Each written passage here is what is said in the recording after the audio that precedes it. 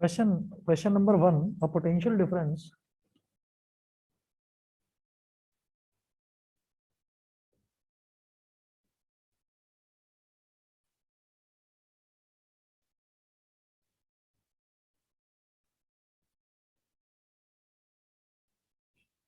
of 250 volts is applied. Potential difference of 250 volts is applied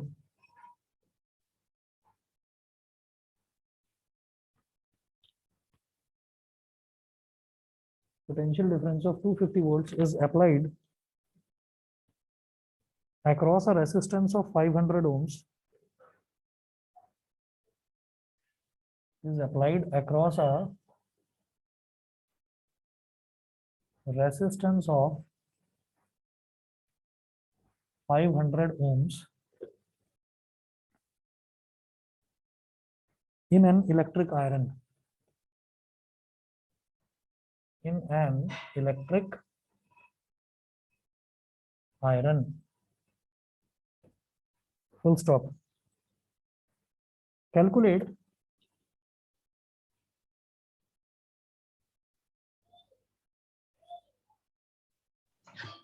first part है current. मेरा ये भी आप छोड़ दो, मैंने क्या कहते हैं पीना नहीं था ना, sorry sir sorry.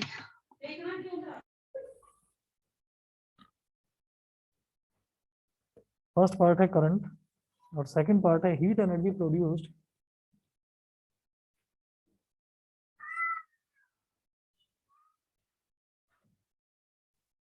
heat energy produced in joules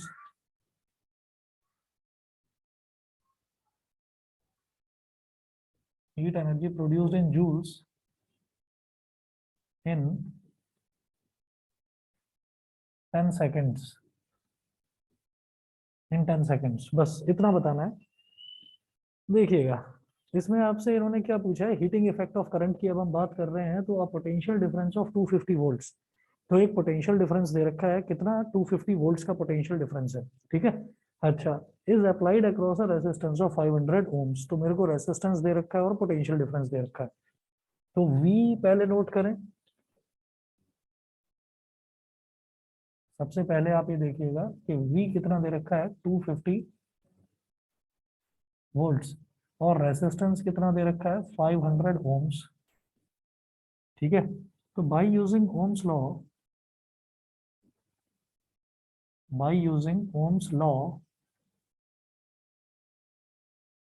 V is equal to IR, it implies that I is equal to V upon R. I यानी कि करंट क्या हो जाएगा V अपॉन R। V कितना है 250 और R कितना है 500। 0 से 0 कट गया, 25 2 जा 50, 1/2 जिसको आप बोल सकते हैं 0.5 एम्पियर, 0.5 एम्पियर, ठीक है। तो फर्स्ट पार्ट में वो हमसे पूछ रहे थे कि करंट निकालना है, ठीक है। तो हमने करंट इस तरह से निकाल लिया, I is equal to V upon R by using ohm's law. फिर आप ये देखिएगा कि सेकंड पार्ट में उन्होंने क्या कहा है कि heat energy produced in joules in 10 seconds, ठीक है। तो हीट एनर्जी बतानी है और जूल्स में बतानी है। तो सेकंड पार्ट में देखिए H is equal to I square R T, I square R T. अब I कितना है 0.5 बोलो या 1/2 बोलो, एक ही बात है। 1/2 का स्क्वायर मल्टीप्लाइड बाई रेजिस्टेंस कितना है 500 और टाइम कितना बोला इन्होंने 10 सेकंड्स। तो उसको कोई आर में वगैरह में कुछ कन्वर्ट करने की जरूरत नहीं है, क्यों? क्योंकि जूल्स में ही निकालनी है हीट एनर्जी। हीट एनर्जी निकलेगी भी हमेशा जूल में, याद रखना। जो कमर्शियल यूनिट ऑफ एनर्जी है सिर्फ और सिर्फ वो निकालनी होगी किलोवाट आवर में, बाकी तो जूल में ही निकलेगी एनर्जी, ठीक है। तो जरा देखिएगा 1/2 का स्क्वायर 1 का स्क्वायर 4, 2 का स्क्वायर 1 का स्क्वायर 1 और 2 का square 4 into 500 into 10, 4 how much जा 125 जा 125 इंटू 10 कितना हो गया 1250 जूल। बताइए जी समझ में आ गया कि नहीं? Aditya, Aishwarya, Akshara, Akshat, Divyanshi. Yes sir. Yes sir. Yes ठीक है? सर। एक बार चलिए दोबारा जी, बता दो। दोबारा बताता हूँ। आप ये देखिएगा कि इन्होंने बोला पोटेंशियल डिफरेंस ऑफ 250 वोल्ट। एक तो ये बोला है कि 250 वोल्ट का पोटेंशियल डिफरेंस है, और दूसरा इन्होंने बोला है कि 500 ओम का रेसिस्टेंस दे रखा है। ये किसका? इलेक्ट्रिक आयरन का।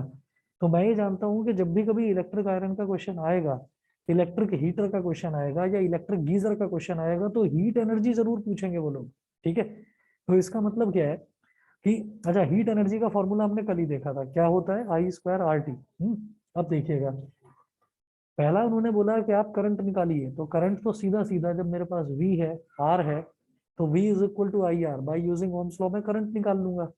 I की वैल्यू आ जाएगी V अपॉन R, तो 250 अपॉन 500 1/2, मतलब 0.5 एम्पियर। ये तो करंट हो गया।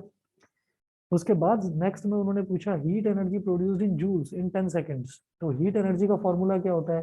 I²RT। I²RT, तो यहाँ पर I कितना निकाला था हमने 1/2, तो I² क्या हो गया 1/2 का स्क्वायर, इंटू R कितना 500, इंटू टाइम कितना है 10 सेकेंड्स। मल्टीप्लाई करके बेटा यही आएगा 1250 जूल। बताइए समझ गए कि नहीं? Yes sir. ठीक है, चलिए जी।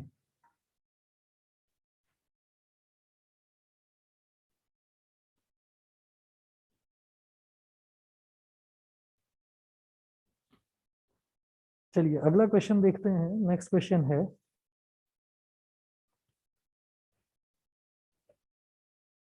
question number 2. Calculate the heat produced when question 2.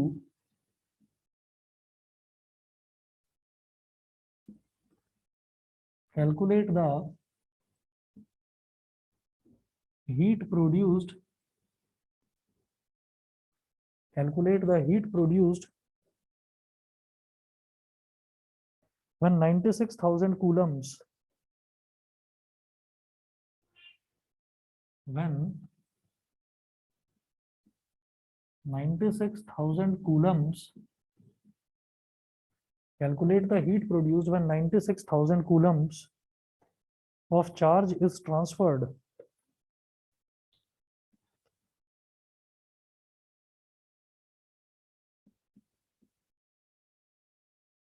Is transferred 96,000 coulombs of charge is transferred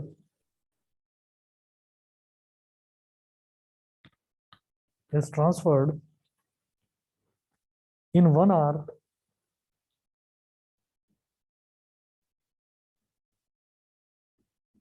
through a potential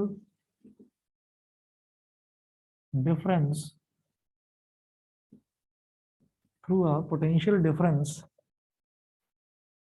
of 50 volts.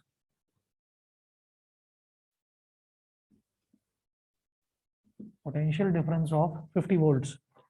ठीक है, तो अब क्या करना है कि हीट प्रोड्यूस्ड कैलकुलेट करनी है। ठीक है, अब हीट प्रोड्यूस्ड में मेरे को एक तो आई चाहिए होता है, एक रेसिस्टेंस चाहिए होता है, और एक टाइम चाहिए होता है।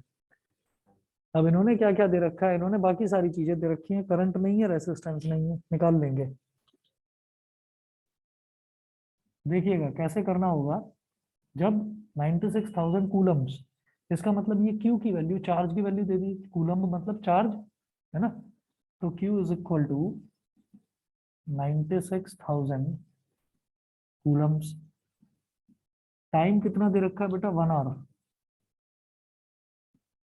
1 आवर का मतलब अगर इसको सेकंड्स में कन्वर्ट करें, 3600 सेकंड्स। यहाँ तक तो सभी को क्लियर है कि टाइम जो है, टाइम को 3600 सेकंड्स, अगर 1 आवर है तो 1 आवर को 3600 सेकंड्स हम बोलेंगे।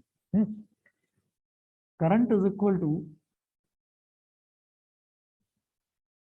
Current I is equal to charge per unit time taken को हम करंट बोलते हैं। तो 96,000 अपॉन 3600, 2 0 से 2 0 कट के 12 3 जा 36, 12 8 जा 96, एक जीरो आ गया, तो करंट की वैल्यू तो आ गई 80/3 एम्पियर। इसको सॉल्व करने की जरूरत नहीं है क्योंकि हमसे करंट तो पूछा नहीं था, हमसे तो सिर्फ हीट एनर्जी पूछी गई है। अब जब हीट एनर्जी पूछी गई है तो मुझे उसमें आई निकालने की जरूरत थी, मैंने आई निकाल लिया, बस इतना करके छोड़ दिया। उसके बाद through a potential difference of 50 volts bye using ohm's law,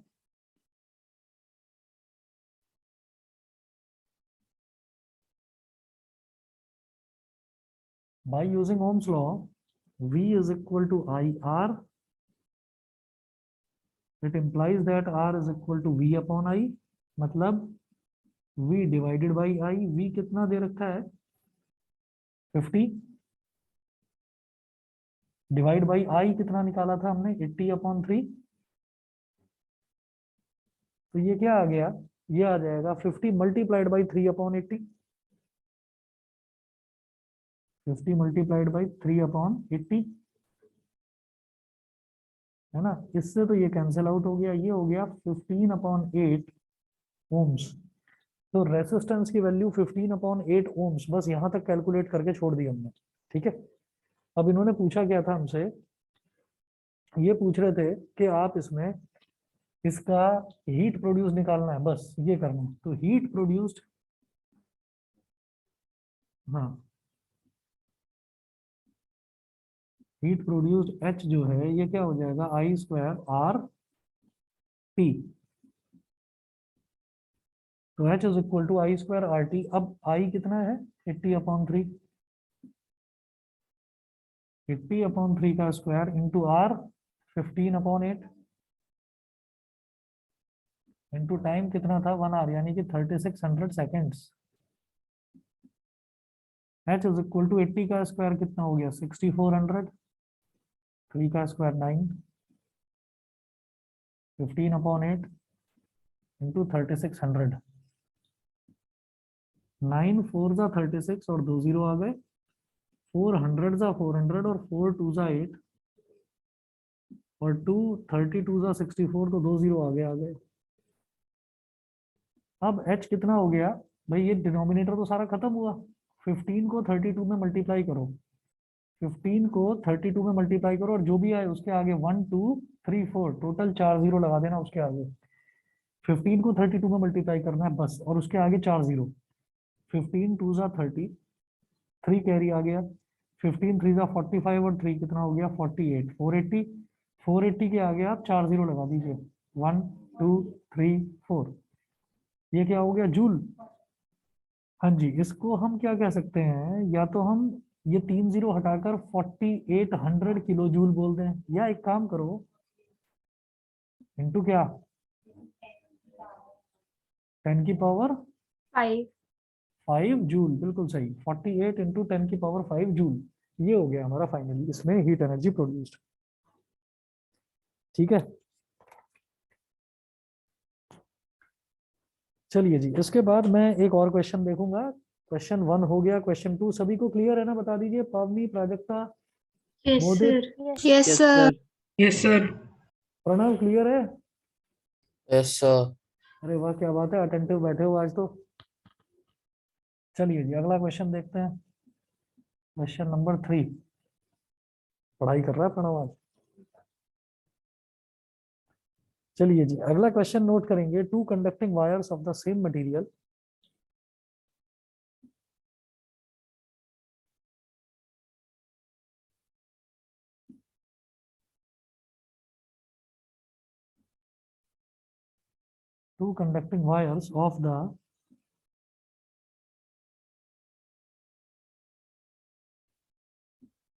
two conducting wires of the same material and of equal lengths and equal diameters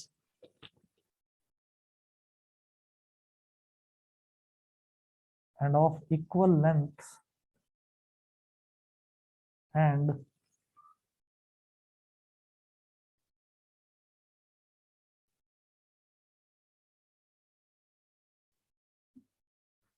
two conducting wires of the same material and of equal lengths and equal diameters are first connected in series and then in parallel.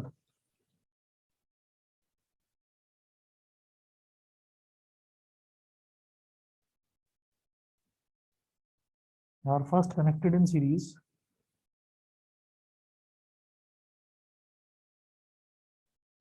and then in parallel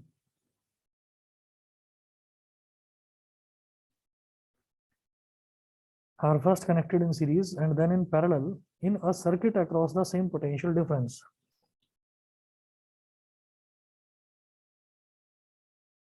In a circuit across the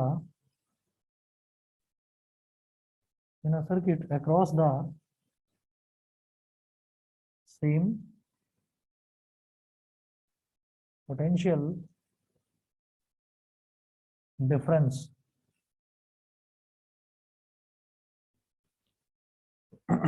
Across the same potential difference, full stop. The ratio of heat produced in series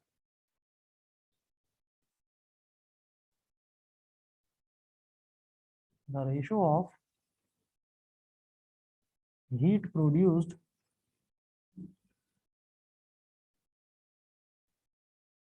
in series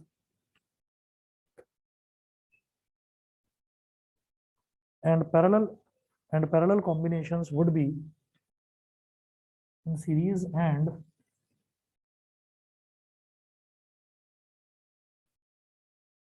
parallel combinations would be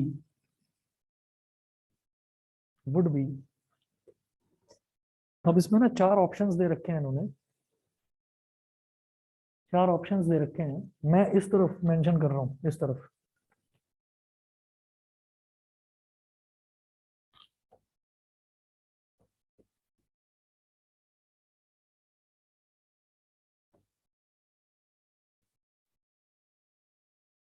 अच्छा, मेरी आवाज, मेरी audio और video दोनों proper आ रही है सभी को? Yes sir. हाँ सर। चलिए ठीक है। एक्चुअल में सेटअप में ही थोड़ा सा मैं चेंज कर रहा हूँ, तो इसी वजह से कल भी आप लोगों की 3:30 बजे क्लास नहीं हो पाई, आज भी नहीं हो पाई। ठीक है, हो सकता है 1 या 2 दिन और ये प्रॉब्लम रहे, लेकिन उसके बाद फिर वही रहेगा आपका 3:30 वालों का 3:30 बजे टाइम और 8 वालों का 8 बजे रहेगा टाइम। 1 या 2 दिन आ सकती है बस प्रॉब्लम। चार ऑप्शंस इसमें इन्होंने दे रखे हैं। ऑप्शन नंबर ए है, ऑप्शन ए है 1:2, बी है 2:1, ऑप्शन सी है 1:4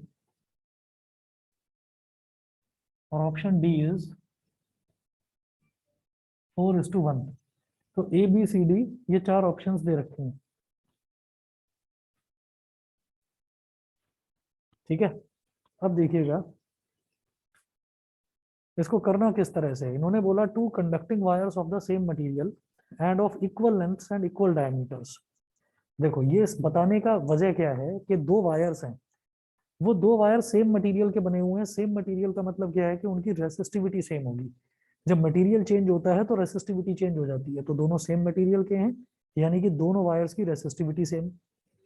equal length and equal diameter, diameter से क्या निकलता है, एरिया ऑफ क्रॉस सेक्शन, और लेंथ तो लेंथ है ही, तो लेंथ और एरिया ऑफ क्रॉस सेक्शन पर क्या डिपेंड करता है, रेसिस्टेंस।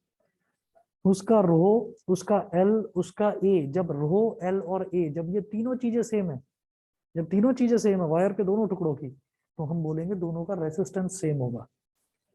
समझ गए? ठीक है भाई, रेसिस्टेंस किस पर डिपेंड करता है? हाँ जी बोलिए। सर समझ नहीं आया। नहीं समझ में आया, मैं बताता हूँ अभी। देखिए इन्होंने क्या बोला कि 2 कंडक्टिंग वायर्स हैं,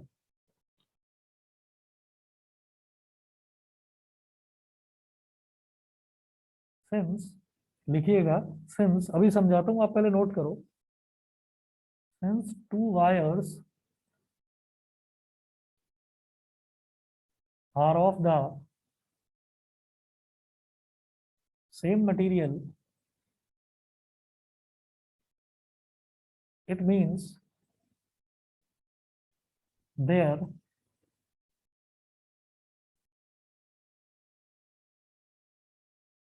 resistivities यानी कि रो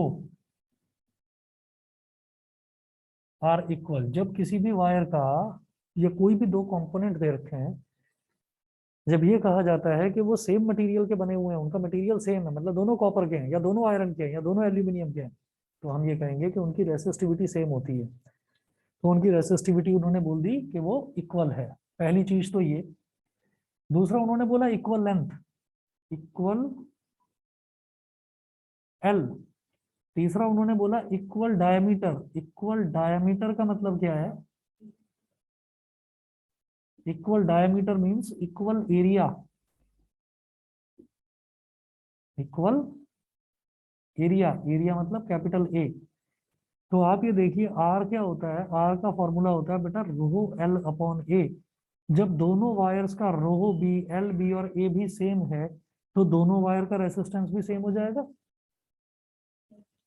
समझ गए ऐश्वर्या? Yes sir. ठीक है, तो जब दोनों वायर्स की रेसिस्टिविटी यानी कि रो भी सेम है, लेंथ भी सेम है और एरिया ऑफ क्रॉस सेक्शन ये भी सेम है, रो एल और ए तीनों सेम है, तो दोनों का रेसिस्टेंस भी same. It implies that both wires have equal resistance।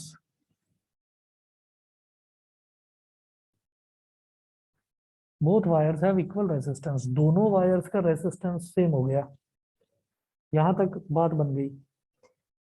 अब आगे देखते हैं। पहले तो उन दोनों वायर्स को सीरीज में कनेक्ट कर दिया गया, एक के पीछे एक। पहले तो ये काम करा गया कि दोनों को सीरीज में कनेक्ट कर दिया, and then in parallel in a circuit across the same potential difference.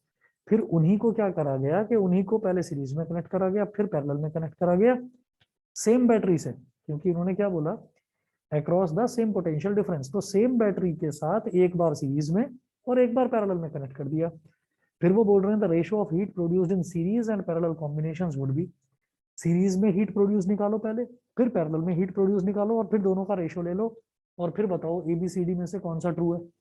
ठीक है, ये करना है। अब इसको कैसे करेंगे देखिएगा। सबसे पहले मैं फर्स्ट केस यानी कि सीरीज कनेक्शन की बात करूंगा।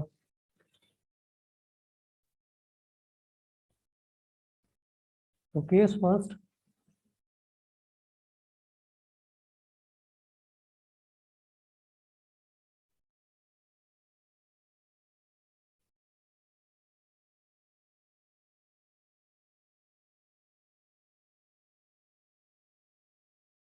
केस फर्स्ट है सीरीज कनेक्शन।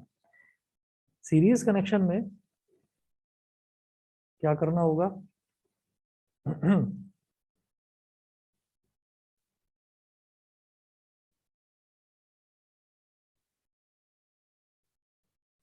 इसका रेसिस्टेंस आर, रेसिस्टेंस आर,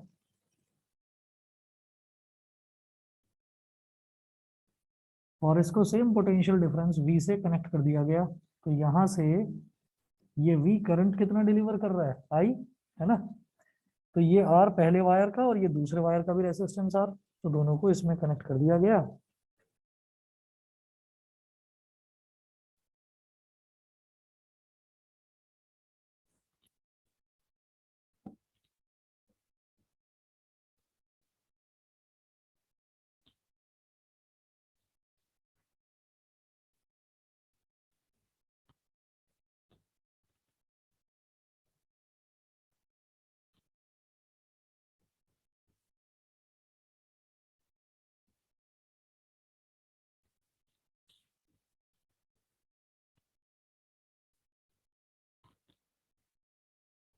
अब आप ये देखिएगा इक्विवेलेंट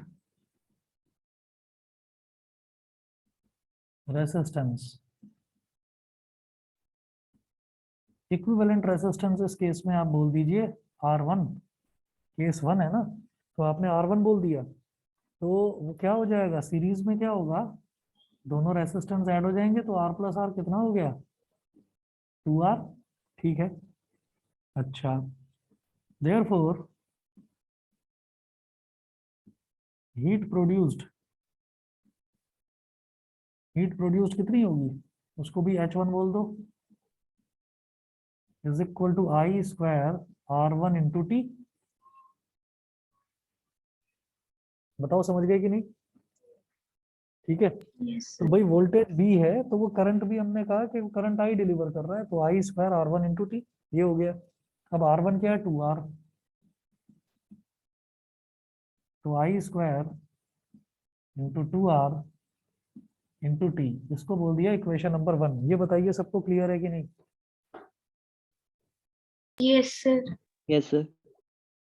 चलिए, अगर इतना क्लियर है तो फिर मैं आगे बढ़ता हूँ, आगे देखते हैं।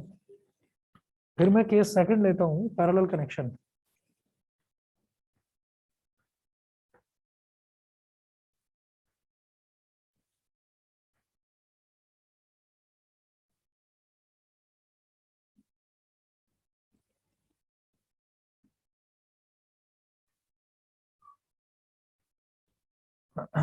पैरेलल कनेक्शन, पैरेलल कनेक्शन में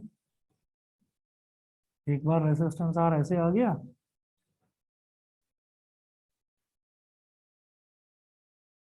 और एक बार रेजिस्टेंस आर ऐसे आ गया, और ये वोल्टेज आ गई यहाँ पर, वोल्टेज वी। अब ये करंट कितना डिलीवर कर रहा है, आई। भाई सेम पोटेंशियल डिफरेंस है, यानी कि सेम बैटरी है तो वो सेम करंट डिलीवर करेगा। ठीक है। अब जब दोनों के दोनों पैरेलल में कनेक्टेड हैं तो हम क्या करेंगे, अब पैरेलल का हम इक्विवेलेंट रेजिस्टेंस निकाल लेंगे।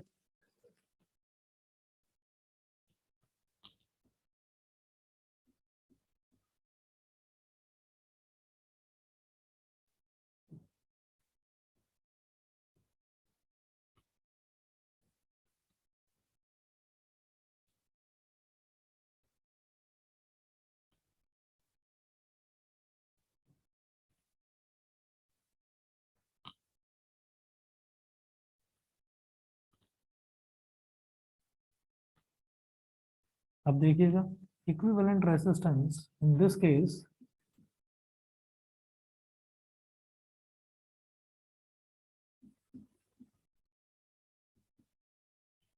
इस केस में इक्विवेलेंट रेजिस्टेंस को हमने, केस सेकंड है तो R2 बोल दिया। R2, R2 ना कहकर 1/R2 is equal to 1/R plus 1/R। तो 1/R2 इज इक्वल टू क्या हो गया, 2/R। तो यहाँ से R2 की वैल्यू क्या आ गई, R/2। ठीक है, देयरफॉर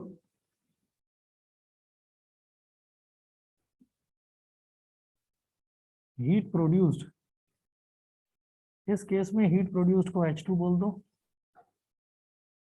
तो I square R2 into T. तो H2 is equal to I square R2 क्या हो गया, R/2 इंटू टी, और ये इक्वेशन नंबर 2 हो गई। ठीक है। अब आपको क्या करना है कि फर्स्ट केस में जो दे रखा है और सेकंड केस में जो दे रखा है, इनका रेशियो ले लेना है। तो H1/H2 कैलकुलेट करना है। इक्वल दे नहीं रखा, उन्होंने बोला है कि दोनों का हीट प्रोड्यूस्ड बताओ, तो हम ये मानेंगे कि भाई दोनों को सेम टाइम के लिए कनेक्ट करा जा रहा है। ऐसा थोड़ी कि एक को तो आपने 1 घंटे के लिए कनेक्ट कर दिया, दूसरे को 10 मिनट में ही निकाल देते हो आप, ऐसा नहीं। जब दोनों का वैल्यू सारी सेम दे रखी है तो टाइम, सेम टाइम पीरियड के लिए करेंगे। तो अब देखिएगा, H1 इज टू H2, ये क्या हो जाएगा, H1 डिवाइड बाई H2, मतलब I square into 2R into T divide by I square into R/2 into T. तो I square into 2R into T multiplied by, multiply करेंगे तो इसका reciprocal हो जाएगा, तो 2 डिनोमिनेटर में, ये तो न्यूमरेटर में आ जाएगा, तो ऐसा हो गया 2/I²RT। ये सबको समझ में आ गया बेटा, ये जो करा है मैंने? ऑनलाइन वाले बच्चे बताएं, समझ गए? Yes sir. Yes, sir. ठीक है, चलिए।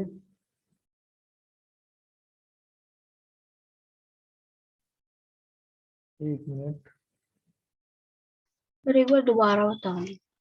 हाँ जी बता रहा हूँ। आप ये देखो बेटा, ये H1 और H2 तो समझ में आ गया था। Yes sir.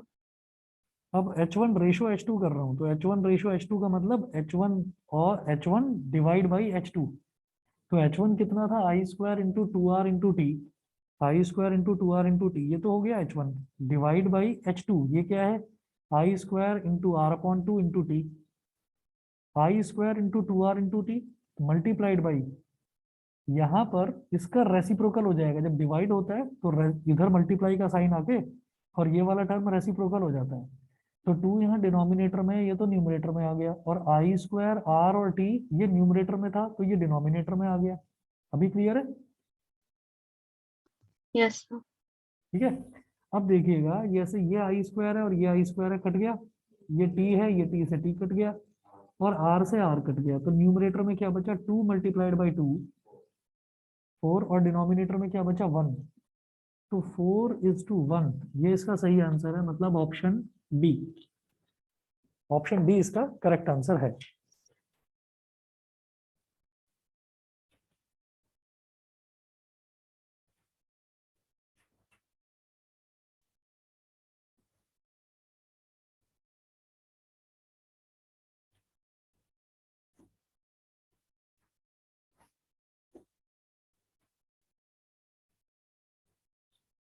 हम्म, हम्म,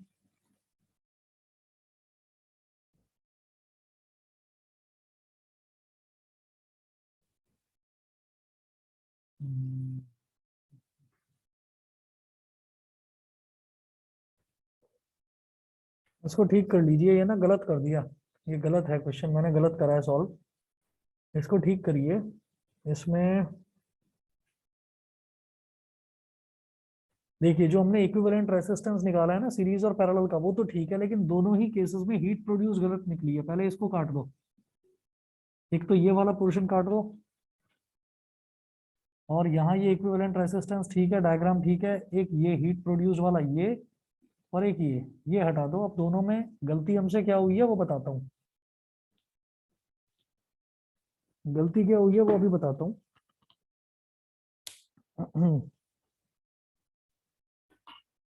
1 मिनट वेट करिए बस।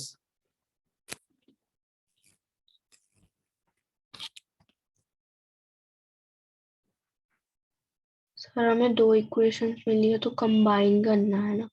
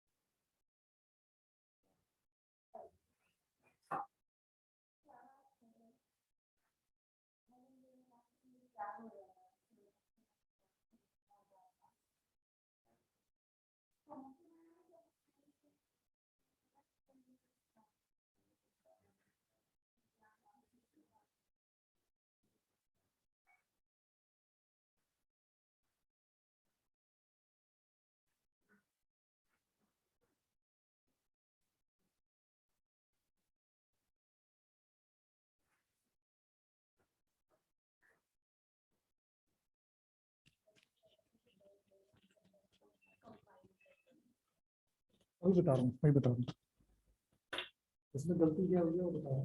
क्योंकि इस क्वेश्चन में ना हमको कहीं पर भी करंट नहीं दे रखा था, तो मैंने जो ये करंट इक्वल मान लिया ना कि इसमें भी आई और इसमें भी आई, ये मैंने गलत करा है।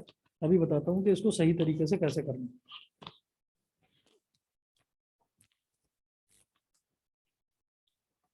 जो हमने सीरीज और पैरेलल का आउटपुट निकाला ये तो ठीक है भाई, जैसे उसका तो 2R हो गया और इसका R/2 हो गया, यहाँ तक तो ठीक है। अब देखना है जरा, एक मिनट यार।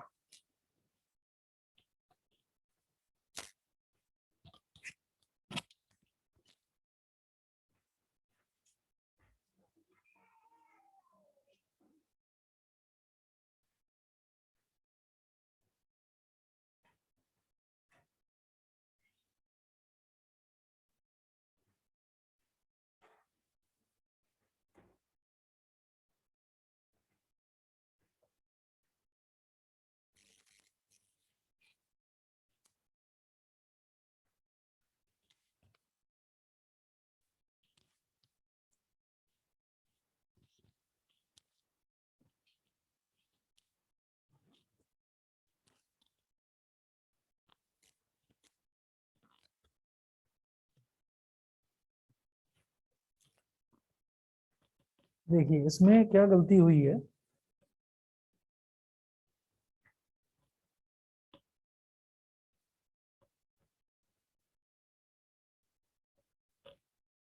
कि अगर हम सीरीज की बात करें,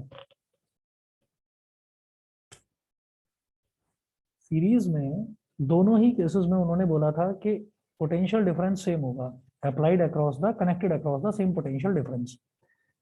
तो जब मैंने रेसिस्टेंस निकाल लिया तो केस 1 सीरीज वाले में जब हमने रेसिस्टेंस निकाल लिया तो by using ohm's law, by using ohm's law V is equal to I R, और आई आर वन बोलेंगे क्योंकि सीरीज के केस में हमारा इक्विवेलेंट रेसिस्टेंस क्या आया था, R1 आया था। तो V is equal to I R one. और पहले वाले केस में जो हमारा करंट है उसको भी आप, सीरीज वाले केस में करंट को भी आप I1 बोल दो, ठीक है। तो यहाँ से I1 क्या हो जाएगा, V अपॉन R1। I1 क्या हो जाएगा, V अपॉन R1। तो I1 is equal to V as it is छोड़ेंगे, आप कहेंगे V को V1 क्यों नहीं ले रहे, क्योंकि पोटेंशियल डिफरेंस सेम दे रखा है, ठीक है। तो सीरीज के केस में हमने कहा कि ये I1 दे रहा है करंट, और पोटेंशियल पैरेलल के केस में हमने ये कहा कि ये I2 दे रहा है, ठीक है। तो यहाँ से जब मैं I1 निकालूंगा तो I1 आ जाएगा V अपॉन R1, और R1 कितना था, 2R। पहले ये बता दीजिए ये क्लियर है कि नहीं, ऑनलाइन यस वाले सर। बच्चे बताएं, समझ गए यस ना। ठीक है, चलिए जी, ये हो जाने के बाद एक्सक्यूज में मी अब, सर, हाँ जी बोलिए। सेकंड पार्ट नहीं आया। कौन सा, ये वाला? Yes sir. मैं वही बता रहा हूँ कि जैसे हमने ये कहा कि सीरीज वाला केस बता रहा हूँ, सीरीज वाले केस में रेसिस्टेंस जो इक्विवेलेंट निकल के आया उसको हमने R1 बोल दिया, तो R1 is equal to 2R, ठीक है। अब मैंने कहा कि हम वोल्टेज की टर्म्स में निकालेंगे करंट को, करंट कैलकुलेट करेंगे V की टर्म्स में, तो V is equal to I1R1 by using ohm's law, ठीक है। आप ये यस। कहेंगे भाई इसमें हम V1 क्यों नहीं बोल रहे हैं, क्योंकि दोनों ही केसेस में उन्होंने बोला है कि वोल्टेज V रहनी चाहिए, इधर भी V और उधर भी V, ठीक है। क्योंकि करंट नहीं दे रखा था, मैंने जो करंट ले लिया था वो गलत था, करंट नहीं लेना है इक्वल। तो V is equal to I1R1, तो I1 क्या हो जाएगा, V अपॉन R1। तो V अपॉन R1 की वैल्यू क्या है, 2R, तो V अपॉन 2R हो गया। अभी ओके क्लियर है, सर। यस ठीक है। सर। अच्छा, देयरफॉर हीट प्रोड्यूस्ड, इस केस में सीरीज वाले केस में हीट प्रोड्यूस्ड को मैं H1 बोल रहा हूँ, तो H1 क्या हो जाएगा, I1 square into R1 into T, ठीक है। तो H1 is equal to I1 square क्या हो गया, V अपॉन 2R का स्क्वायर इंटू R1 कितना है, 2R इंटू T, ठीक। अभी और सिंप्लीफाई कर लेते हैं इसको, मैं ये मिटा रहा हूँ इस तरफ से।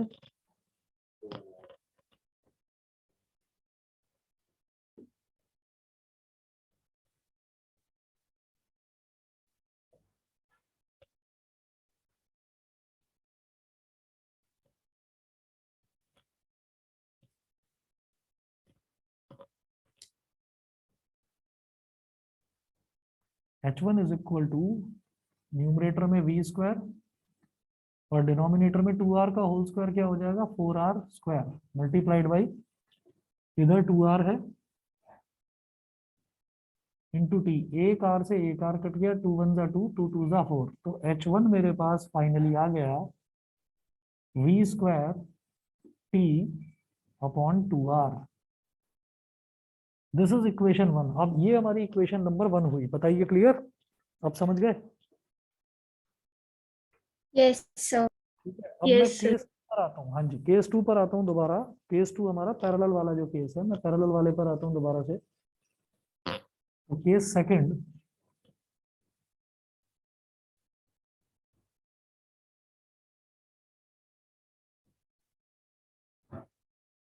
पैरेलल वाला, इसमें भी फिर वही काम करेंगे by using ohm's law. V is equal to I2R2, ठीक है, I2R2। इस केस में मैंने करंट को मान लिया I2, तो I2 क्या हो गया V अपॉन R2, तो I2 is equal to V upon R2, क्या है R2 है R अपॉन 2, तो इसका मतलब V डिवाइडेड बाई R2, मतलब V divided by R upon 2, मतलब V multiplied by 2 upon R, मतलब क्या हो गया ये 2V अपॉन R। तो जो हमारा I2 करंट है वो क्या आ गया, वो आ गया 2V अपॉन R। समझ गए कि नहीं? करंट यहाँ तक बताइए, समझ में आ गया सेकंड केस का करंट? ठीक, Yes, sir. Yes sir. हाँ जी, चलिए ठीक है। अब ये पोर्शन मिटा रहा हूं इधर से।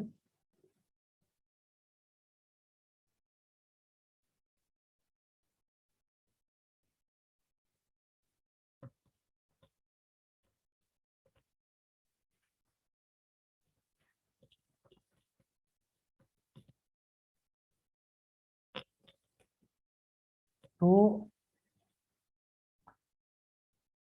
हीट प्रोड्यूस्ड, अब इस केस में हीट प्रोड्यूस्ड कितनी हो जाएगी, देखिएगा, heat produced H2 is equal to I2 square R2 into T. तो भाई अब I2 देखिए कितना है, मैंने I2 तो कैलकुलेट कर लिया 2V अपॉन R, तो 2V अपॉन R का स्क्वायर